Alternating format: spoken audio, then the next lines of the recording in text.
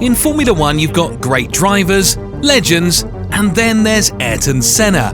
But did you know that his legacy extends beyond the racetrack and into the world of automobiles?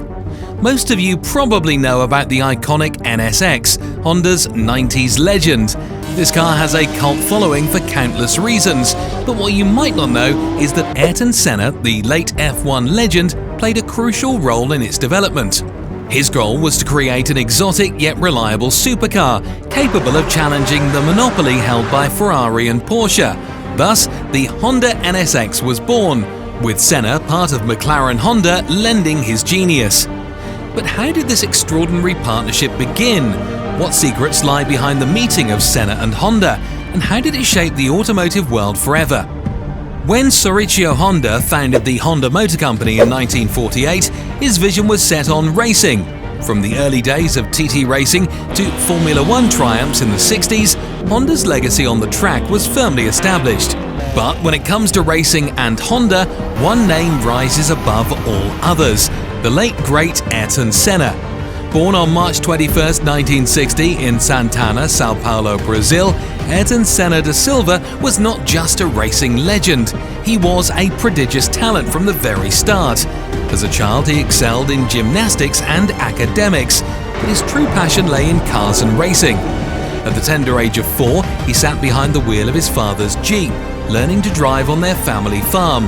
By 13, Senna had entered the world of karting, competing in a kart his father had built, powered by a mere 1-horsepower lawnmower engine.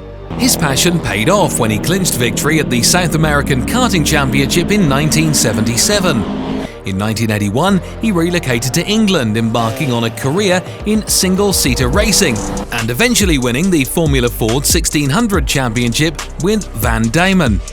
At the end of that season, Senna contemplated leaving racing to return to his family's farm in Brazil. However, a £10,000 offer to drive in Formula Ford 2000 reignited his racing ambitions. He went on to win the British and European Formula Ford 2000 championships, dropping da Silva from his name in favour of his mother's maiden name along the way. In 1983, Senna joined the British Formula 3 Championships with the West Surrey racing team and secured the championship title in a closely contested battle with British driver Martin Brundle. The same year, Senna had the opportunity to test for various Formula One teams, including Williams, McLaren and Toleman. After impressive test performances, he joined Toleman for the 1984 season.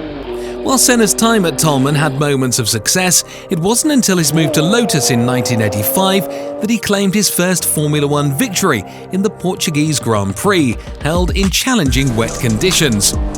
Senna's tenure with Lotus from 1985 to 1987 yielded significant success, including 6 wins and 22 podium finishes.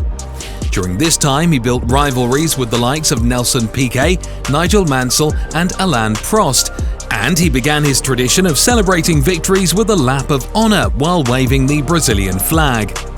In 1988, Senna joined the McLaren-Honda racing team, becoming teammates with his racing rival Alain Prost. Their competitive nature led to on-track clashes, despite both understanding that the team's success should come first. In Monaco that year, Senna famously pushed the Honda-powered McLaren MP44 to the limit, qualifying 1.4 seconds ahead of Prost. The 1200 horsepower car with a manual gearbox was a far cry from the modern electronically controlled Formula One machines. The 1988 season was a fierce battle between Senna and Prost, with Senna ultimately securing the Drivers' Championship by a mere 3 points. McLaren-Honda dominated the Constructors' Championship, finishing with more than double the points of second-placed Ferrari. Senna's extraordinary performance included 8 wins and a record-breaking 13 pole positions, surpassing the previous record of 9 held by Nelson Piquet in 1984. The following year, the competition remained intense, but a series of forced retirements and a controversial disqualification in the penultimate race at Suzuka cost Senna the championship. Prost emerged as the victor, with Senna finishing second, while McLaren-Honda retained the Constructors' Championship ahead of Williams-Renault. It was during Senna's tenure at McLaren-Honda that his influence truly came to the forefront. Honda, a company that had left its mark on virtually every engine-powered product imaginable, had set its sights on creating a supercar. Not just any supercar though, one that could go head-to-head with the likes of Ferrari and Lamborghini, while embodying Honda's signature attributes of reliability, comfort and efficiency. Thus, the NSX prototype was born. In 1990, Honda eagerly sought Senna's feedback on the prototype, having subjected it to rigorous testing at the Suzuka track in Japan for a month. Senna, a man known for his precision and candidness, didn't mince words. "I feel it's a little fragile." This verdict, although far from glowing, sparked a transformative process. With Senna's invaluable input, the Honda engineers rolled up their sleeves and got to work. They reimagined the suspension, refining it to perfection. The chassis underwent a substantial makeover, gaining a 50% increase in stiffness to achieve a finely balanced machine. The result? An instant classic. The 3.0-litre VTEC V6 NSX hit the market in 1990 and made an indelible mark. In 2005, the NSX received a facelift, a nod to its enduring appeal. Then in 2016, it underwent a complete redesign and redevelopment. The modern incarnation featured a 3.5-litre twin-turbo V6 engine, complemented by 4 electric motors, an ingenious contemporary take on the original classic. Senna's journey with McLaren-Honda in 1990 was nothing short of dramatic. After securing 6 victories, finishing second in 2 races and third in 3 others, Senna found himself locked in a fierce battle with Alain Prost, who was now driving for Ferrari. As they approached the penultimate race at Suzuka, Japan, Senna had a chance to clinch the championship if Prost failed to finish. Starting from pole position, Prost took an early lead. However, as they neared the first corner, Senna, driven by his relentless pursuit of victory, collided with Prost on the inside. Senna later admitted that this collision was a deliberate act of not braking. Both drivers were forced to retire from the race, and Senna secured the championship. In his own words, Senna encapsulated his unwavering commitment to winning. When there is a gap, you either commit yourself as a professional racing driver that is designed to win races, or you come second. I'm not designed to come second, I race to win. In 1991, Ayrton Senna achieved a remarkable milestone by becoming the youngest Formula One driver to win 3 championships. He started the season dominantly, securing victories in the first 4 races. However, his main competition for the title came in the form of Williams-Renault's Nigel Mansell. Despite a strong challenge, Senna ultimately emerged as the champion, with McLaren-Honda also winning the Constructors' Championship for the 4th consecutive year. Unfortunately, the following 2 years were marred by engine troubles for Senna and McLaren. The Williams-Renault FWB-14B engine began to outshine the Honda V12, and in 1993, McLaren switched to the less competitive Ford V8 engines. Even off the racetrack, Senna made headlines for his compassion and unwavering commitment to the welfare of drivers and track safety. He often engaged in heated discussions with race officials and F1 authorities on these matters.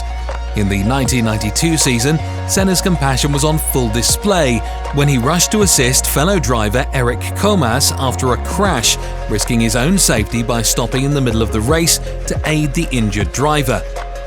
Senna's time with McLaren came to an end after the 1993 season, as he joined the Williams team for the 1994 season amid several rule changes. He found himself in close competition with Benetton's Michael Schumacher and McLaren's new driver Mika Hakkinen. However, poor luck plagued Senna's early races with Williams, resulting in 3 retirements. With a modified car, Williams was hopeful for a better performance at the San Marino Grand Prix. The weekend leading up to the race was marred by tragedy, including a serious crash involving Rubens Barrichello and the death of rookie driver Roland Ratzenberger. Nevertheless, a determined Ayrton Senna took to the track in pole position, carrying an Austrian flag in his cockpit to honour Ratzenberger. The race began with a safety car due to an earlier incident, and the real racing action commenced on lap 6. Tragically, on the first corner of the 7th lap, Senna's car ran off the track in a straight line, crashing into an unprotected concrete barrier at approximately 145 miles per hour. He was quickly removed from his car by the emergency medical team, receiving initial treatment at the trackside before being airlifted to a local hospital. Ayrton Senna tragically lost his life on May 1, 1994, during the San Marino Grand Prix at the Imola circuit in Italy. It was a day that marked the beginning of a story of coincidences and mysteries, with some believing that Senna's spirit may have influenced or even pushed a car during the last lap of the Brazilian Grand Prix at Interlagos on December 17, 2019. Since Senna's untimely death, Honda has not experienced significant success in Formula One. In fact, their last notable achievement in the sport was alongside the Brazilian driver during that penultimate race of the 1992 season. In a heroic performance, Senna won the Portuguese Grand Prix, holding off Nigel Mansell's dominant Williams Renault, which had been dominating the competition. If you enjoyed this story, buckle up and stay tuned for more fascinating tales about your favourite car brands. Don't forget to hit that like button and subscribe for a joyride through the world of automotive history. Thanks for watching, and see you soon.